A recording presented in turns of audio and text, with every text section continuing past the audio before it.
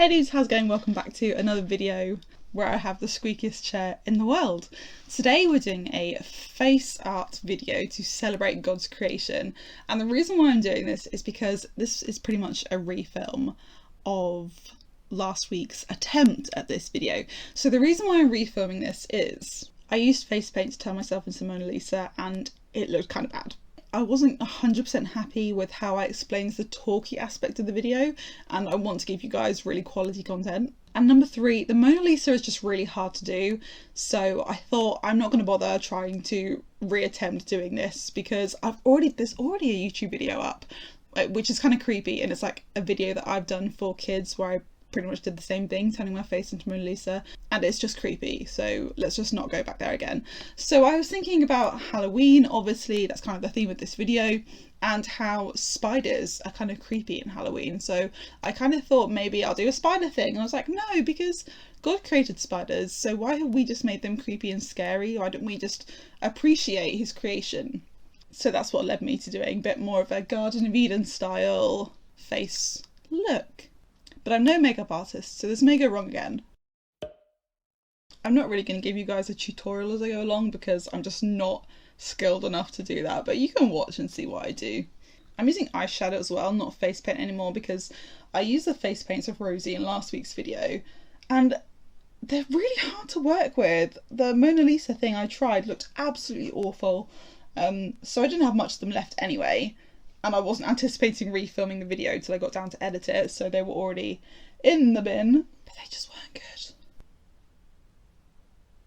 So I don't celebrate Halloween, and I never have, but I do agree with Halloween in the sense that it does at least acknowledge that there is a big difference between good and evil, light and dark.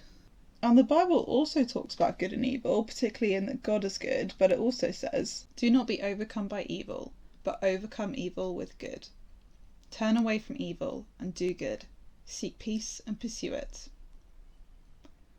Again, Jesus spoke to them saying, "I am the light of the world. Whoever follows me will not walk in darkness, but will have the light of life."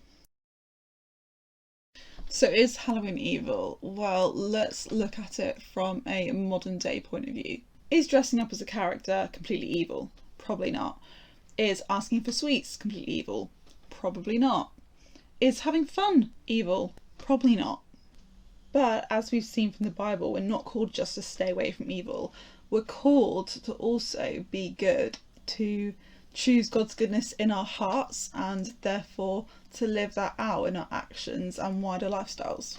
So now we need to ask, is dressing up as a ghost, a vampire, a murderer good? Probably not. Is going to a stranger's house, asking for sweets and leaving good? Probably not. And is making fun out of evil good? Probably not. Another way of saying good, evil, light or dark is life or death. And as we saw from John 8 verse 12, God's mission, his rescue plan for us, is to destroy evil, to destroy sin. And every human is a sinner. The only way to be human and not be a sinner is to be 100% perfect all of the time, which none of us are. So if we want to be good and live in God's 100% perfect world called heaven, then we need to get rid of our sin. Now God's already done that by sending his son Jesus as a sacrifice, so that Jesus could die, destroying sin with him, so that we can be spared, we can be saved from that.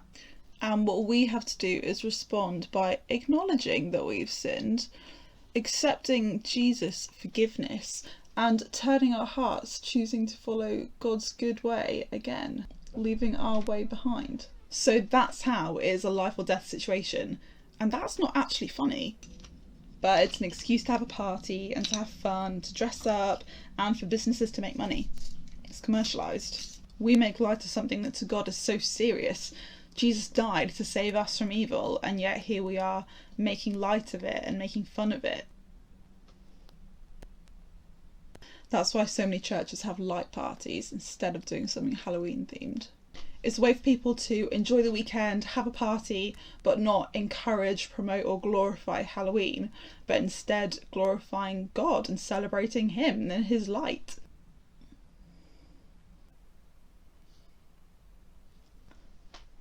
Okay. So I don't know whether to say this is the final creation or this is where I'm going to stop because it is quite something. We've got a little meadow garden, we've got roses on my mouth, which does look a bit like a skin disease, which was not the plan, but it's okay. And we have a bird with some cloudy sky behind, which also makes me look a bit like a pigeon lady. The actual bird I was trying to get across was way more like nice strong blues and yellows, but eyeshadow, what can you do? So weird as this looks, it's not really about that, it's just about the heart behind it, having a time to appreciate God's creation. And this just goes even more to show that the skill on my face, lack thereof, does not represent God's talent in creating nature. So even better to just go head outside and enjoy it out there instead. So now as we go, I will leave you with this. You are the light of the world. A city set on a hill cannot be hidden. Nor do people light a lamp and put it under a basket, but on a stand, and it gives light to all the house. In the same way, let your light shine before others, so that they may see your good works and give glory to your Father who is in heaven.